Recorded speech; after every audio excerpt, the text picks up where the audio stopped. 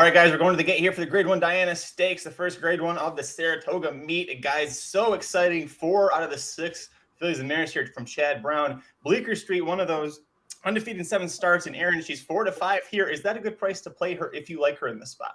Well, I mean, if you really like her, go ahead, right? I mean, I don't think that's a price that's playable on anybody in this race. I did not pick Bleecker Street on top. I picked Rozier on top, so I'm excited for that price. And, you know, at 4-5 seems pretty low on anybody in this field.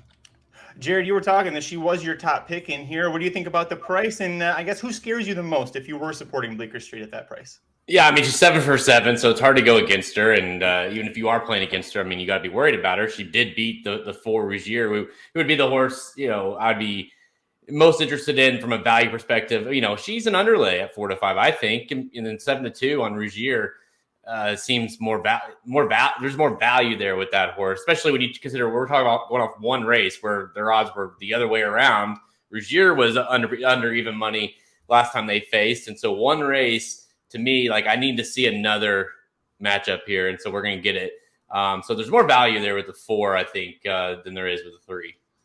This is part of the this kicks off the late pick 4. It's part of the pick 5 and the pick 6 that has that huge, the over $500,000 carryover into that pick 6 pool. It's been a little chalky so far. A couple second choices coming through, but we already saw one heavy favorite go down last race. We'll see what happens here. I know I was big on Rozier, and I definitely like her at this price. We'll see how she does. That's a good break for everybody, and then Rozier gets pinched a bit, but they're all in pretty good spots here. Yeah, no doubt about the 6 and the 1 going out there. They're obviously going to set things up for the other 2 Chad Browns, but yeah, that 6 seems dead set on, and you know, the 1 kind of backed off a little bit. Yeah, I think that's the surprising part, right? That we thought that we knew the 6 would go. We figured the 5 might press. That was kind of the question. We thought the 1 would be closer, but as soon as they broke, I watched Jose Ortiz on the 1, and he was watching everyone and pulling on the brakes. So it seems like that was the plan, was to sit mid-pack for her. Well, they're going pretty fast, 22.45 the opening quarter. If that is accurate, that is wheeling pretty good there. And to me, the other 3 Chad Browns are in the good spot. In Italian's been caught by a couple of really nice horses in her last couple of races. We'll see if these other horses behind her now are really nice, like those horses were. Yeah, it's very familiar grounds here for these the 3 and the 4, because you know that New York last time Bleecker Street kind of came out from behind Rozier and just went right by her. So let's see if she can do it again here. You know, she's got the catbird seat.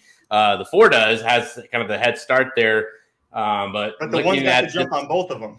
Yeah, but looking at this go here, we're going to see if Bleecker Street can do it again and go by the 4. Rozier is definitely firing a better race by the looks of it, but Bleecker's right there, and here comes technical analysis. This is going to be a showdown, guys. Here we go. And Joelle's not even out on the whip on the 6 yet. No, she may take it. This is going to get desperately close. The distance might get the 6. If she loses, it's that distance, but she's looking strong. She's hanging tough. It's not going to be the 3 or the 4. It's the 6-1-3. Chad Brown hits the top 4, and it's 6-1-3-4, exactly as we all drew it up, right, guys? She just kept going. She got out there and just kept going.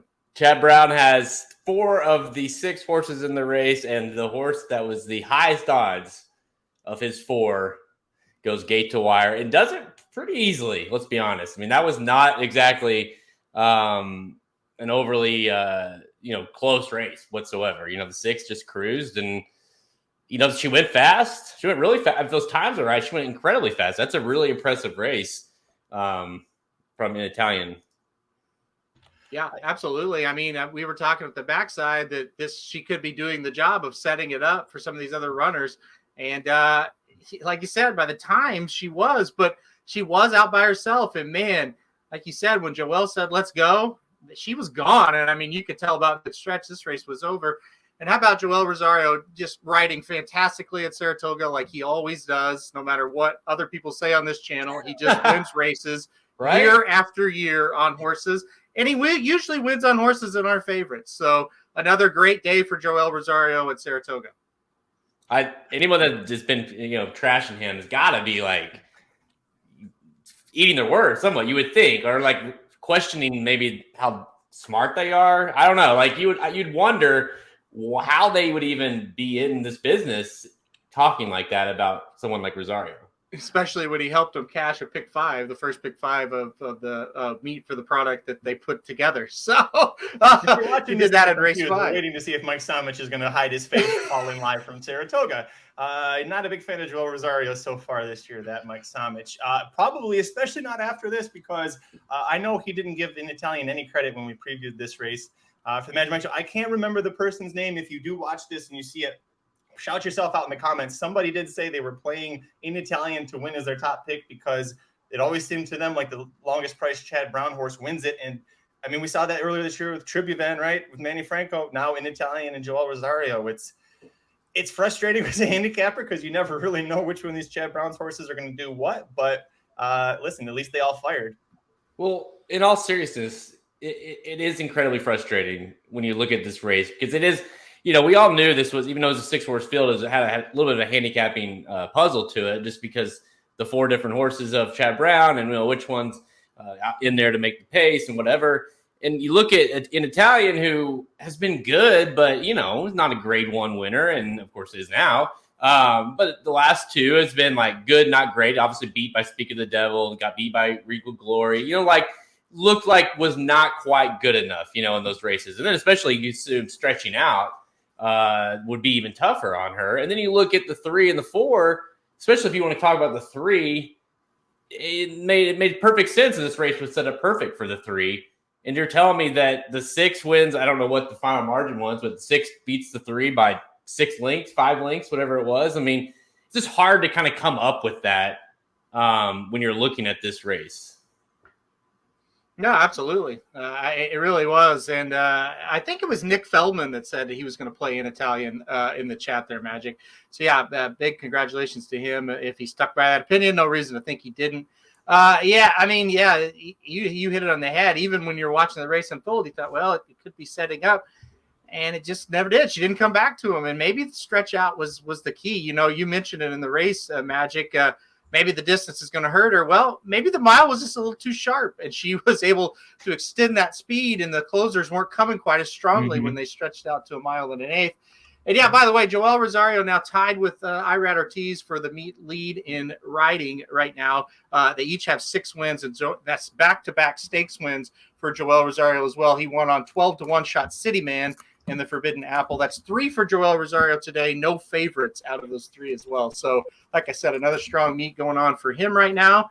And this was a very fun race because you kind of thought when you turned for home, here come the closers, we're going to get a showdown, and then mid-stretch you realize, oh no, we're not. We're just going to see this horse gallop home with an easy win. What do you guys do real quickly here before we turn this thing off? What do you do with the 3 and the 4? Obviously the 2 heavy prices, the 4 Rougier being a horse who had a lot of steam coming into her 2022 campaign, looked good on debut. You kind of thought, well, the New York, maybe you can scratch that out. Well, here she goes again and finishes 4th out of the 4 Chad Browns. And then Bleecker Street gets her first loss. I think obviously she had maybe exceeded expectations already, but what do you do with either one of those? I think with Rougier, it's a bit more complicated than an answer because no excuse again. I even said he's firing a better race this time, and she did. She looked better, but she still got beat by Bleecker Street. She still got outkicked by a horse that was behind her. The answer to that is I don't really know. Bleecker Street, I think you just give her another shot, right? I mean, like you said, first loss, you're 7 out of 8. You still ran 3rd in a grade 1 here. I wouldn't worry too much about her, but Rougier, I don't really know. I know they spent a lot of money on that horse. I'm not sure what happens next with her. Yeah, it's a big question mark. When they make these big purchases, right? They bought her for over $2.5 million. Bought her to Chad Brown after a 3-year-old season, and they don't always work out. You expect them to, especially when they go to Chad Brown and who the connections were. But listen, man, it might just be the 3rd best horse in that barn, and that's okay. It's probably not a great. I mean, maybe there's enough grade 1 races. Maybe she could still sneak one out. But let me speculate on something real quick. We're 3 races into this massive pick 6 carryover that everybody's playing, right? The first race was a 3-1 winner. I'm sure a lot of people survived. The second race, we had a 3-1 winner, but the most singleable horse in the race lost. which probably knocked out a ton of tickets. Now you have an 8-1 winner in a field of 6, and the least likely winner out of the 4 Chad Brown horses. Could this carry over? Could we really see that again? Well, not to mention you've got the Sanford coming up here. That's incredibly, you have some short prices that could easily win, but if one of them doesn't win and they're 2-year-old racing, what if a bomb comes in there? Then all of a sudden, you're right. I think the tickets are dwindling here. So yeah, it's crazy. It's one of those too, but it wasn't.